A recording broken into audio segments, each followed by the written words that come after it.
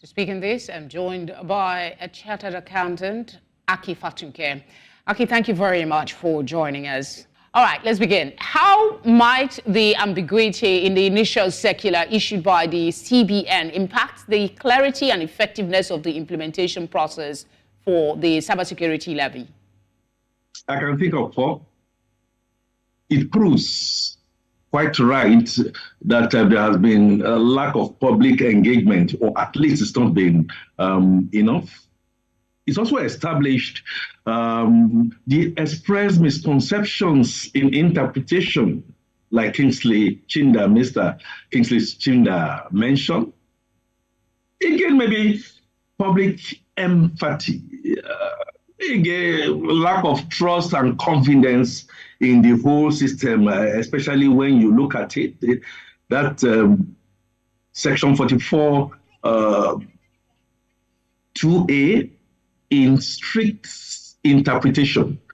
Those will be the ambiguities that I think the National Assembly, the House of Reps, are trying to kill. What are the potential implications of the levy on electronic transactions for both financial institutions and their customers, particularly in terms of transaction cost and overall financial stability? I tell you again, financial inclusion, the depths of financial inclusion all over, we are just not ready. We were not ready in 2015.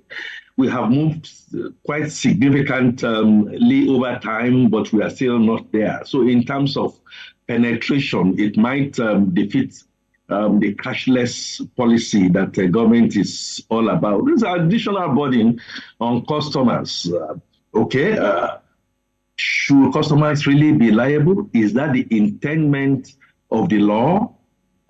Should it be customers or should it be business entities? And even if it is going to be customers, the customers are already joking under some 10 items of charges, including this one that now being added to it. And at a time when virtually all the indices are pointing towards peonage. By peonage, I mean poverty. Middle class is virtually cancelled, and we have multiplicity of rates, including electricity bill going on. Fuel is just still not there. Tariffs are doing yo-yo here and there against the intendment of the new policy agenda. So I think at the end of the day, costs for businesses will rise, and especially for corporate, this additional 5% or whatever interpretation we want to give to it, for interbank will be additional high cost of doing business. What can the CBN do to address the concerns raised by the House of Representatives? Simple, Felicity. Public enlightenment, advocacy programs. Let's even begin to put it in vernacular, in our local dialects.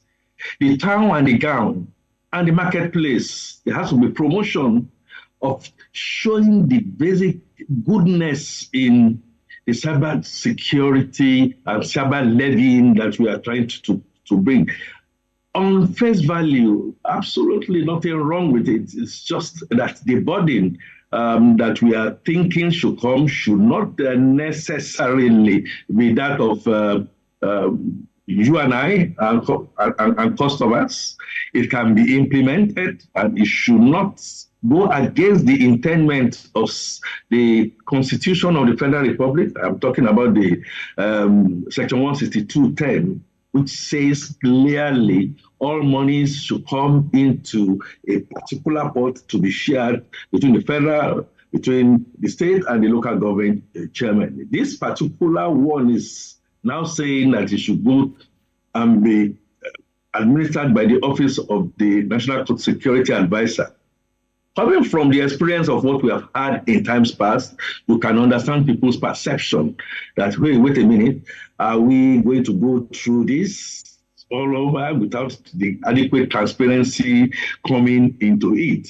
I also think that the CBN can begin to highlight the positive aspects of this. For instance, the use of AI technology, blockchain, sequencing, micro technologies.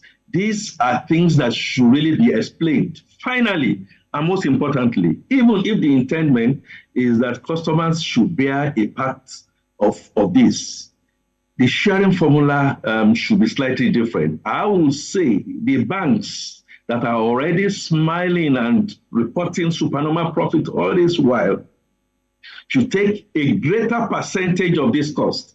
I am thinking that customers, worst case scenario, even they are going to take anything at all, will be 20% of 0.55%. Reason is simple. The business of you and I is already showing minus negative. High inflation, high unemployment, increase in prices here and there. We don't have the social safety nets all contaminating and showing in our lives. And we are still looking at minimum wage, is still on and off. I think basically the banks should bear this 100%, if not, maybe a minuscule, very minuscule, even infinite should come to the customers. Akin, thank you very much for speaking with us.